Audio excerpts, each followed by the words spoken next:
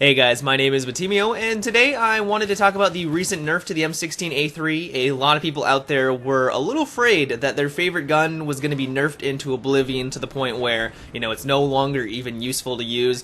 I wanted to kind of show you guys that that's not the case and give you guys kind of a comparison of before the patch and after the patch and kind of talk about it.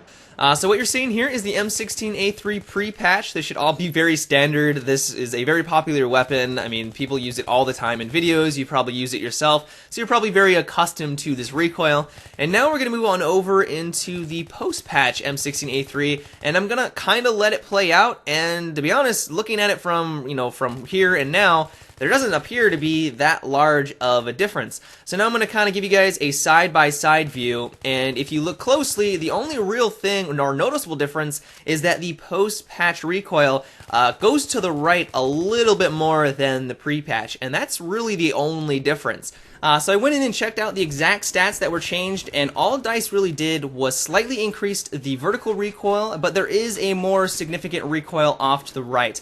But when I actually went in and played with the weapon, I didn't notice much of a difference. I mean, sure, it took me a couple of minutes to get used to the slightly higher recoil to the right, but after a couple of minutes, I was still able to take out targets from long range without a problem. Medium to close range targets just felt like I was using the pre-patch weapon. I mean, it was still an amazing gun. So I think people are going to be happy with this, but I also feel like DICE accomplished their goal here because, sure, at long range, I was having a little bit harder taking out targets, only slightly, but I also think that's what DICE was going for, because before this patch, it had a high rate of fire, its accuracy was amazing, and it really didn't have any weakness. And now it's more in line with the higher RPM weapons where they do well up close and at medium range, but when you go for those long range targets, you're not going to be as successful. I still think that this is a better weapon for long range targets for a higher RPM for a high RPM weapon compared to the other ones like the AEK,